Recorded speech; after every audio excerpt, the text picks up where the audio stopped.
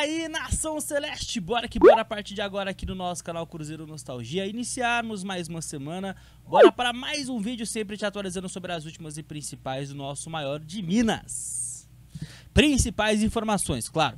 Seguinte, Nação, spoiler aí pra vocês de vídeo longo, tá? Vídeo de mais de 20 minutos, não tem como esse vídeo durar menos do que isso, tá? Então assim, ó, esse é um vídeo que com 5 minutos, 8, 10, vocês já vão entender o teor, você já vai estar muito bem munido do que eu preciso passar para vocês aqui, tá? Então se você não tiver mais de 20 minutos para acompanhar, fique tranquilo, veja até onde você pode, depois você toma o vídeo de onde você parou, porque é importante, tá? Para quem não tá ligado, eu resido no estado de São Paulo, tá? Eu não moro em Minas. E eu falo isso há muito tempo aqui no canal. A mídia do eixo, né, e aqui eu estou no estado de São Paulo, posso falar com uma certa propriedade, tem um desespero culminal referente ao Cruzeiro. Eu até disse em um vídeo recente, né, pegando assim os 4 principais times do país fora do eixo, né, Cruzeiro, Atlético, Inter e Grêmio, de longe, o que eles mais têm pavor, temor é o Cruzeiro, porque, rapaziada, o Cruzeiro, quando chega, chega. O Cruzeiro, ele viveu recentemente o seu maior ápice caótico da sua história, e o Cruzeiro, ainda assim, está a menos de 7 anos de um título importante. O Cruzeiro dificilmente fica 1 década, 2 décadas, 3 décadas sem conquistar coisa importante. O Cruzeiro dificilmente passa isso. O Cruzeiro ano passado poderia ter conquistado a Copa Sul-Americana. Vocês têm noção que precisou de uma temporada bem trabalhada em reforços, como foi em 2024? Você pode questionar a contratação de um ou outro, mas chegou o Matheus Henrique, o Wallace, o Matheus Pereira foi comprado em definitivo, chegou o Caio Jorge, enfim. Para o Cruzeiro chegar a uma final de competição continental, é por isso que eles têm pavor do Cruzeiro. Dito isso, o que está acontecendo nesse momento, envolvendo o nome do Cruzeiro na boca de jornalistas do eixo, é, em outras palavras, passar desinformação para quem consome, né, esses programas esportivos em São Paulo e no Rio. E eu quero reagir com vocês a simplesmente pouco mais de 20 minutos pavorosos de desinformação sobre o Cruzeiro em um dos principais programas no YouTube sobre futebol, né? A gente tá falando do Canelada na Jovem Pan Esportes, que teve essas figuras que vocês estão vendo na tela falando sobre o Cruzeiro, reagindo a uma fala do Alexandre Matos. E para mim a fala do Alexandre Matos ela é muito clara, mas parece que a rapaziada ou é demente, ou não sabe sobre interpretação de texto, ou realmente faz na maldade. Antes de mais nada, já deixa aquele likezão. Peço perdão pela introdução um pouco mais longa, mas foi necessária. Então já deixa aquele like, meta de 300 joinha, se inscreva, comente e compartilhe o nosso conteúdo. Vamos lá, sem mais enrolação, bora reagir com vocês aqui. Vou tentar parar o menos possível, tá? Mas em alguns momentos vai ser necessário e a gente vai ouvir o que esses caras falaram. Mauro César, Pilhado, Vampeta, bora acompanhar, Nação. Que quando a gente fala em mercado da bola, nos últimos dias acertou a transferência, a saída do Fabrício Bruno para o Cruzeiro. Cruzeiro que nessa janela já trouxe Dudu, trouxe Gabigol, Rodriguinho, Fagner, Christian. Está contratando bastante. Tentou a contratação também do Valentim Gomes, né, zagueiro jovem, promissor do Vélez Sarsfield. Não foi para frente, né, porque o Vélez a todo momento mudava as condições do negócio ou pedia mais dinheiro. O Cruzeiro se retirou da negociação pelo Valentim Gomes. E está trazendo agora também o Fabrício Bruno. Mas de acordo com o CEO do Cruzeiro, Alexandre Matos, o clube ultrapassou os limites financeiros com as contratações. Nossa. Tudo dependendo dos aportes do empresário Pedro Lourenço. E a gente tem aqui a arte com as aspas do Alexandre Matos. Depois eu vou passar para o Mauro César, para o Vampeta e para o Piperno comentarem aqui essa fala do Alexandre Matos. O Cruzeiro estourou os limites financeiros, ultrapassou os limites financeiros, abre aspas. O Cruzeiro hoje ultrapassou os próprios limites das próprias pernas para caminhar, palavras de Alexandre Matos. Pedro Lourenço e a família que estão fazendo os aportes. O Cruzeiro não tem essa condição. O Cruzeiro ultrapassou o seu limite para tentar trazer o Valentim Gomes. O Cruzeiro tem uma estrada muito grande para ter um time competitivo. Quando se mexe muito, muda muito, precisa de um tempo para as coisas começarem a fluir. Estamos elevando o nível na qualidade e na quantidade, mas necessita-se de uma temporada, fecha aspas, está aí, portanto, a declaração do CEO do Cruzeiro, Alexandre Matos. Vamos lá, antes de vocês escutarem a opinião sobre essa fala do Alexandre Matos, é que assim, rapaziada, fico até sem palavra que a irritação por minha parte é muito grande. E eu consumo isso aqui praticamente o dia inteiro. Então vocês não imaginam como isso daqui, pra mim, é normal de escutar. Quando falam, né, de notícias do Cruzeiro, do Atlético, do Inter e do Grêmio. Isso aqui chama-se desinformação.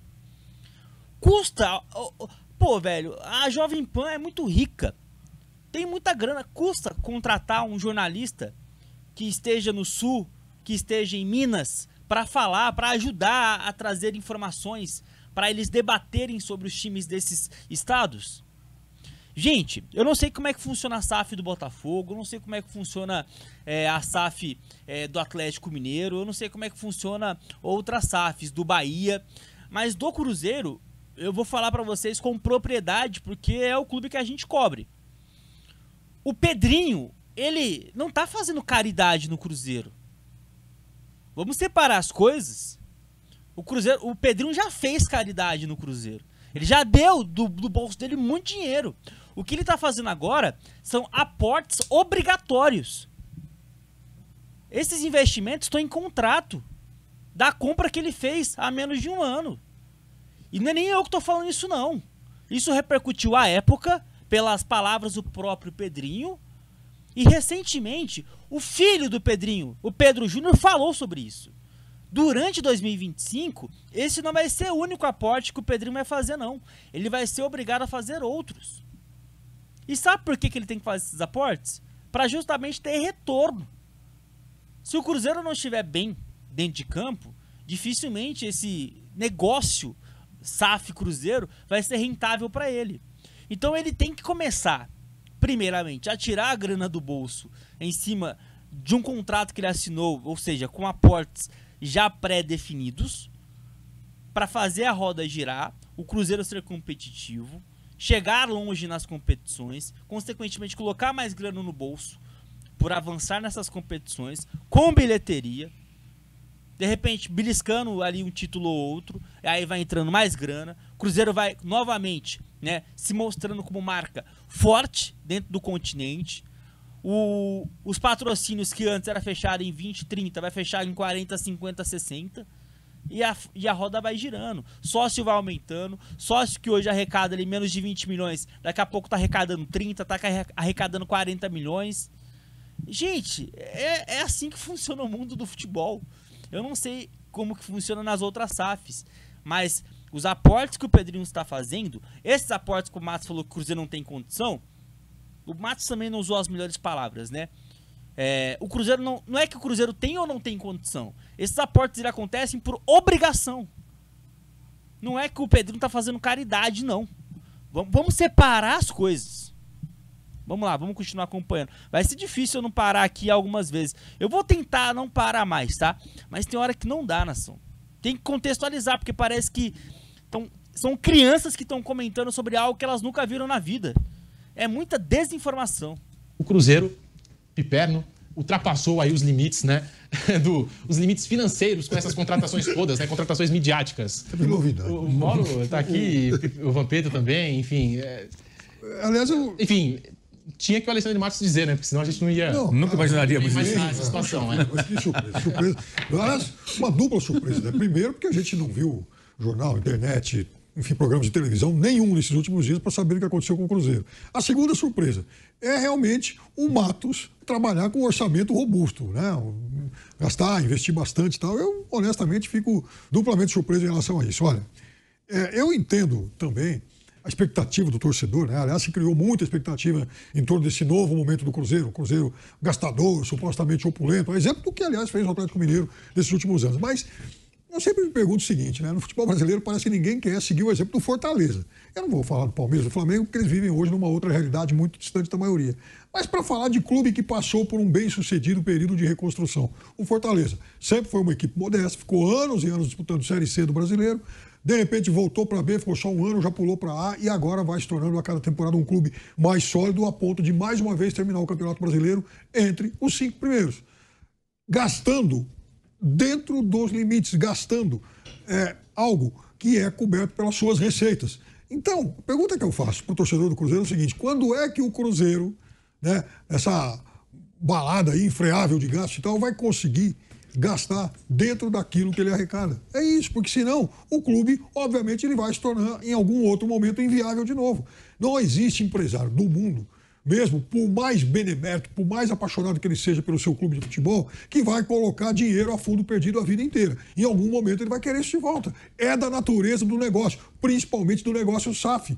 Então, torcedor, não acredite nesse tipo de benfeitoria eterna, né? Não vai ser assim. Mauro César, tá aí a situação exposta pelo Alexandre Matos, né? Dizendo que o Cruzeiro ultrapassou os limites financeiros para viabilizar as contratações e o clube depende muito dos aportes feitos, né, pelo Pedro Lourenço, o empresário Pedro Lourenço, que está à frente da SAF do Cruzeiro. Mauro. A gente, quando fala sobre essa questão, né, é engraçado isso, né? Porque aí vem um torcedor e fala assim: você é jornalista ou economista, né, você agora quer ser contador do meu clube, né? São tantas frases imbecis assim. Não precisa ser economista para saber entender o básico, né? Dos números. Se você tem uma dúvida como jornalista, procura um economista, um especialista que ele te explica e você traz aqui para o público a informação. O torcedor do Cruzeiro, certamente, em sua maioria, como acontece com todos os clubes, não tem o menor interesse em olhar para esses números. Mas eu estou vendo aqui o relatório convocados do César Grafietti, do ano passado, em cima dos números de 2023. Em 2023, o Cruzeiro faturou 224.492. Menos de 225 milhões. Comparando com o Flamengo, que mais faturou, o Flamengo faturou 1 bilhão e 100 quase a mais que o Cruzeiro. 1 bilhão e 100 a mais. O Corinthians faturou perto de 1 bilhão. A diferença é brutal. Digamos que no ano passado, em 24, o Cruzeiro tenha faturado mais. Tenha sido 300 e pouco, não sei qual vai ser o faturamento. Esses números não são ainda conhecidos. Para quem não sabe, os balanços são publicados sempre até o final de abril. Balanços com os números do ano anterior. Portanto, os números de 24 sairão em abril desse ano. Estamos ainda no começo do ano, em janeiro. Então, não temos ainda esse número. Mas, obviamente, não vai passar de 224 para 1 bilhão, né? E ainda teve dinheiro da Liga Forte União, né? No ano passado, a receita da Liga Forte União, quando o fluxo de caixa final aparece aqui, que é aquela venda dos direitos antecipados das transmissões do Brasileirão, por 50 anos, 20% e tal. Como um clube desse pode fazer tantas contratações? É óbvio que ele não tem condição, tanto que o Ronaldo não mais fazia. Quando o Cruzeiro é comprado pelo seu atual dono, ele passa a bancar as contratações. O Cruzeiro, hoje, entenda o torcedor do Cruzeiro, seu clube é SAF, ok. O seu clube não pertence a você, seja você sócio ou não. O seu clube pertence ao dono. E o dono faz o que ele quiser. Se ele quiser contratar jogadores caros, ele vai contratar. Se ele não quiser amanhã contratar mais, ele não vai contratar. Ele não lhe deve satisfação. Do ponto de vista legal, quer dizer, o cara é o dono do clube. É como se fosse, é uma empresa, é uma SA. SAF é SA, Sociedade Anônima do Futebol. É uma empresa. Você olha para a padaria da esquina, tem lá um dono, digamos que seja um clássico dono de padaria, que no Brasil, um portuguesão ali, aquele bigodão, ele é o dono da padaria. Se ele quiser fechar a padaria para Portugal, ficar um mês, ele fica. Ele vai dar férias. Não é assim. Se ele quiser ficar trabalhando, ele fica. Se ele quiser contratar gente, ele contrata, ele é demitido. Ele é o dono da padaria, ou o dono da oficina da esquina, ou o dono da grande empresa. O Cruzeiro tem um dono, como o Botafogo, como o Vasco. O Vasco hoje está até meio sem dono, né? Como todas as SAFs do futebol brasileiro. O Coritiba, que está na Série B. E por aí vai. O Atlético tem os donos. Aí venderam o Paulinho. Não, você venderam o Paulinho e tal. Sim, o ano foi péssimo. A perspectiva para esse ano, de 25, não é tão boa, porque não está na Libertadores. Ficou fora de 2 mundiais, né? Com a derrota para o Botafogo lá em Buenos Aires, na Libertadores. Pintou uma ótima proposta, eu tenho que fazer caixa. Eu não posso ficar só sangrando aqui e pagando. E o Atlético perdendo jogadores para o mercado argentino. Até o Batalha agora foi um para o Racing e outro para o Boca. Então, o Cruzeiro, ele tem uma receita, apresentou uma receita no último ano anterior, 23, muito abaixo dessas contratações. Isso é óbvio, mas tudo bem, tem um dono que vai ficar bancando. Agora, imaginar que essas contas se paguem, que o Cruzeiro gere uma receita, eu acho bem difícil. Embora sejam vários jogadores que chegaram sem contrato, Dudu, Gabriel, são jogadores caros. Você pega o Piperno fez uma conta aqui de quanto ganha um jogador por ano e tal, o cara ganha 1 milhão. O Rony. Né? O Rony. Enfim, então vamos pegar. Que não é o padrão do Dudu e do Gabriel. Pega o Dudu, pega o Gabriel, essa turma toda, você faz a conta toda, você vai ver que não é barato. Fabrício Bruno foi com aumento. Fora luvas, né? Fora luvas. Então, assim, pagar à vista 7 milhões de euros a Fabrício Bruno, o Valentim Gomes acabou que não veio, né? Não. Mas seriam 10 milhões, 9 milhões aproximadamente. Mas tem Cássio, Fagner. Né? Tem o Cássio, tem o Fagner. O Fagner tem a generosidade do Corinthians, que paga mais da metade, né? Mais da metade do salário. Tem o Cássio, que é o Matheus Pereira, que veio da Inglaterra, que jogou na Inglaterra, que veio de fora. Então, é uma folha de pagamento cara, é um time caro, e custou cerca de 7 milhões também, né? O Caio Jorge custou cerca de 7 milhões também de euros, 7 milhões e 200 aproximadamente. Olha quantos jogadores. Esses que vêm da Europa não ganham pouco, os caras vieram com salário em euros, ou em dólar, uma moeda mais forte que o real. Então, é um time caro. É um time caro. E isso vai ser bancado pelo dono. É isso aí. Não tem. Muito improvável, quase impossível o Cruzeiro sair desses valores para uma receita 4, 5 vezes maior para ser compatível com essa realidade. Então, até é meio desnecessário de falar isso aí. Porque quando ele fala assim, estourou. Qual o limite que tem não é o Cruzeiro, Alexandre Matos? Quem tem é o dono do clube. É quanto ele, como é um homem muito rico, né? É quanto ele quer investir. Eu quero investir tanto. Eu invisto. Não quero mais, não quero mais. E assim, é importante entender isso. O torcedor ainda não percebeu essa diferença. Aí você fala assim, mas nos clubes associativos, não estou dizendo que o modelo associativo é o ideal. Mas, tá aí o exemplo. O Landim ganhou vários títulos. Teve um 23 ruim, se desgastou com o Marcos Braz, né? 2 Libertadores ridículas, não foi eleito o candidato dele. Não conseguiu fazer o sucessor dele. É bizarro você pensar que o cara pegou uma receita de 400 e poucos milhões, entregou com 1.300 no ano anterior, ganhou vários títulos, perdeu também, mas ganhou muitos títulos. Deixou um elenco forte. E o cara não conseguiu fazer o sucessor dele, gente. Para pensar. O Paulo Nobre fez, o Gagliotti, quando o Gagliotti foi eleito presidente. Ninguém conhecia o Gagliotti. Mas o Paulo Nobre tinha começado a reconstruir o Palmeiras, né? Ele não conseguiu. O Corinthians, a turma que ficou no poder um tempão, o azar deles era Augusto Melo, que não me parece um bom dirigente como gestor, né? Pelo que vem fazendo. Mas eles perderam, os caras perderam. Você imaginaria a turma que estava lá perder uma eleição no Corinthians, se olhasse para 2, 3 anos atrás, mesmo sem ganhar títulos? Muito difícil. Então, na SAF não tem essa. Não tem essa. O dono é o dono, ele decide e acabou. E é claro que tudo depende dele, depende do bolso e da disposição do dono do Cruzeiro de contratar jogadores. A grande discussão do Cruzeiro, que eu acho, é o modelo de contratações. Contratações de vários jogadores, já falei que vou repetir. Claro que desagrada o torcedor e tudo, mas eu não falo para bobo. Falo para gente inteligente que quer pensar. Cássio, o Corinthians não queria mais, reserva do Carlos Miguel. Dudu, a Leila chegou a só a pedir para ele, aceita a proposta, vai embora, tchau. Quando houve aquela ocasião que ele tinha proposta financeira. Aqui, nação, parece que a rapaziada acha que o cruzeirense é burro, que o cruzeirense é otário e não entende o contexto das coisas, né? Não vou me alongar muito aqui não, mas o que a gente acabou de escutar em 5 segundos e vai escutar durante alguns aqui, alguns mais segundos, são coisas que eles querem taxar como verdade e chamar a gente de otário. Parece que eles acham que Minas Gerais não tem TV, não tem internet, não tem rádio, as pessoas não são antenadas com o que acontece nos clubes aqui de São Paulo, nos clubes do Rio, o que acontecia com o Gabigol no Flamengo, o Fabrício Bruno no Flamengo, o Cássio Fagner no Corinthians, o Dudu no Palmeiras e por aí vai, né? Enfim, esses caras querem chamar a gente na cara dura de trouxa. O homem tem que ter palavra, até falou. Ali foi muito explícito. O Flamengo não queria mais o Gabriel, tanto que o Landim fez uma proposta, não quis. O BAP nem se mexeu e o Maurício Gomes de Matos, outro também não. Porque senão o cara podia falar, olha, se eu for eleito, vamos conversar. Espera, não acerta com outro clube não. Aguenta aí. Ele fez esse movimento? Claro que não. Ficou na dele, porque não tinha interesse. Informação. Não tinha o menor interesse, cara, tá? Isso é informação, tá? Não tinha. Fácil. Não tinha. Eu sei porque a gente sabe, né? A gente conversa com as pessoas. Né? Em outros momentos, outras coisas, sabe que as pessoas poderia até usar na eleição para tentar ganhar a voz. Não, eu vou conversar com ele. Eu vou conversar. Mesmo que não tivesse intenção. Depois, não rolou, pediu muito, não deu, não tenho condições agora. Ninguém usou isso, não. Mas nem usaram, quer dizer, na verdade, não queriam. Não atacaram para não desagradar os fãs, né? Que eventualmente fossem eleitores, mas também ninguém prometeu. Quer dizer, não quis. Dudu, o Palmeiras não queria. O Cássio tinha uma dívida do Corinthians, mas já não era mais nem o titular, era o Carlos Miguel, que acabou indo embora pela Inglaterra. Então você pega os jogadores, o Fagner, o Corinthians renovou absurdamente, mas também não quer. Quem joga é o Mateuzinho, tanto que emprestou e vai pagar ainda o salário. Então esse modelo de contratações eu acho questionável. Tirando o Fabrício Bruno, que é um jogador que quis ir para o Cruzeiro e eles pagaram uma boa quantia, é isso que eu questiono. São vários jogadores que têm que se recuperar ao mesmo tempo, sabe? Eles vão ter que todos eles dar a volta por cima. Dudu, Gabriel, o próprio Cássio, que não teve uma temporada tão brilhante no Cruzeiro, tem que jogar mais para ser aquele Cássio ainda, né? Fagner, que era reserva. Aliás, Dudu reserva, Cássio reserva, Gabriel reserva e Fagner reserva. Eduardo. E o Fabrício Bruno reserva. Eduardo reserva. Eduardo. Todos eram reserva. O Fabrício Bruno era reserva também agora, dos dois, Léo. Gente, todos eram reserva nos seus times. Para pensar, assim, eu acho assim, um barulho muito grande que o Matos faz, mas não me parece assim, uma política de contratações de formação de um time.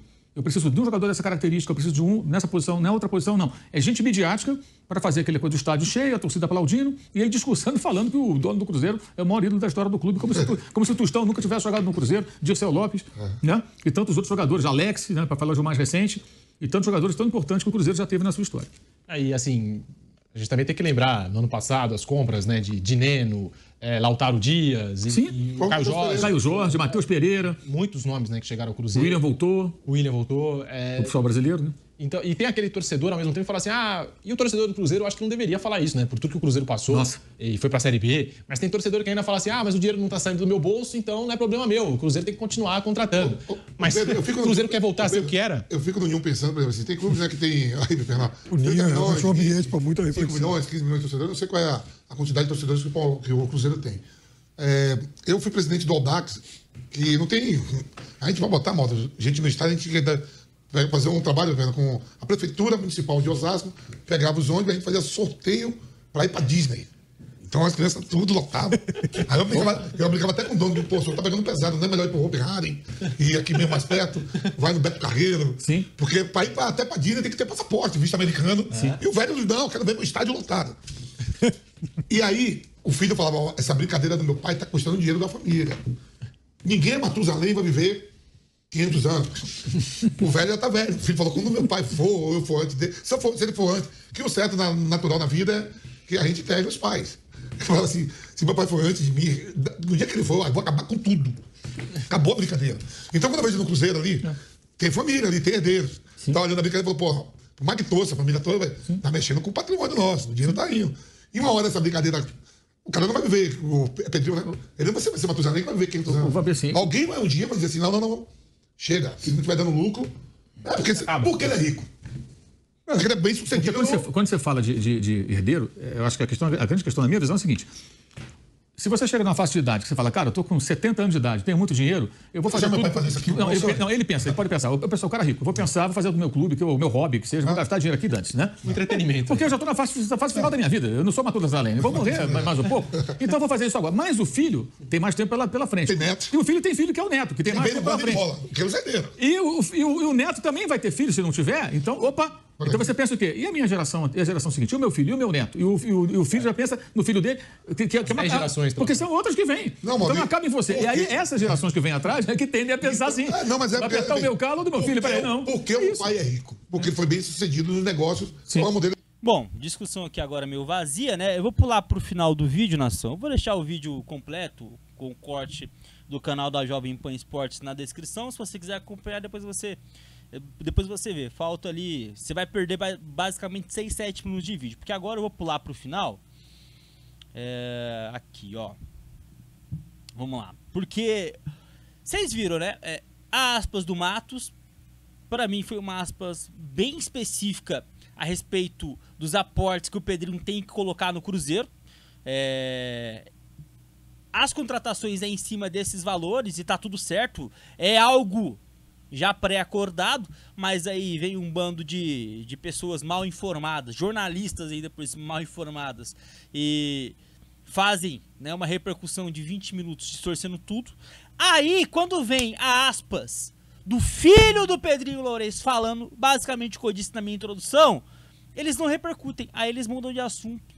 Por quê? Talvez porque aí fica mais difícil de brigar com essas aspas, né? Eu ia destacar também que o Cruzeiro quase pagou 10 milhões de euros no Valentim Gomes. É que a negociação não foi pra frente, mas quase pagou 10 milhões de euros no Valentim Gomes. E o Cruzeiro ainda vai depender de aportes do empresário Pedro Lourenço por algum tempo. Foi o que disse o vice-presidente do clube, filho do investidor Pedro Júnior. Já que você estava falando dos herdeiros, né? Olha lá, Pedro Júnior. Você não faz parte dessa família, não? Não faço. Não faço parte, ó. Mas segundo ele, o clube já tem valores a receber programados pela SAF ao longo da temporada e a gente tem as aspas aí de Pedro Júnior, que é o vice-presidente do Cruzeiro, filho do Pedro Lourenço, explicou que ainda haverá mais aportes financeiros, não só pensando em investir no elenco, mas melhorar a infraestrutura do Cruzeiro. Abre aspas. Isso vai depender do que almeja no final do ano. Tem aportes pré-estabelecidos. O Cruzeiro quer se fazer autossustentável o mais rápido possível. Temos compromissos a pagar. Num futuro breve, enquanto não se tornar sustentável, temos aportes pré-programados no que precisaria. A gente não fala em valores, não. Sobre receitas, o Cruzeiro é uma empresa, não é um clube associativo. Empresa pode ter investimento para se ter retorno. É isso que as empresas fazem, fazer investimento para ter retorno técnico. E aí, consequentemente, vamos ter retorno financeiro, fecha aspas. Na busca por se tornar um clube autossustentável, até uma informação, o Cruzeiro almeja também aumentar as receitas. De acordo com o clube, a ideia é crescer rapidamente nos ganhos. Atualmente, até como o Mauro trouxe, né, o Cruzeiro tem uma receita que está na casa aí dos 240 a 300 milhões de reais. Então, o Cruzeiro vai ter que aumentar aí esse faturamento se quiser continuar. Eu também quero aumentar o meu, né? Eu também quero aumentar o meu, né? Imagina que todo mundo queira aumentar o seu agora. E a fórmula para isso? Será que o Cruzeiro já tem o caminho? Uma mágica. Tem aquela questão, né, que muitos dirigentes usam, né, aquele termo, né, o fluxo de caixa, sabe como é que é? Hoje o fluxo de caixa tá no Cruzeiro. Pode ser que em determinado momento, né, o fluxo de caixa não esteja tão vantajoso assim. Até o BAP agora deu entrevista falando em fluxo de caixa, um negócio impressionante, né? Como os dirigentes usam esse termo, né, fluxo de caixa. Ué, não vão repercutir a fala do Pedro Júnior? Não vão? Basicamente, nação, eles pegaram a fala do Matos, descascaram a lenha em um contexto totalmente desqualificado de informação, descascaram. Pegaram a aspas do Pedro Júnior, que desmente tudo o que eles falaram anteriormente e não repercutiram. Eu não sei se eu sou inteligente demais ou se esses caras são mal intencionados demais. Fica à vontade, o vídeo ficou longo, como eu já havia adiantado lá no início, não tinha como ser para menos, até ficou menor do que deveria, mas comenta, concorda, discorda, opina, deixa o like, até a próxima, tamo junto, nação.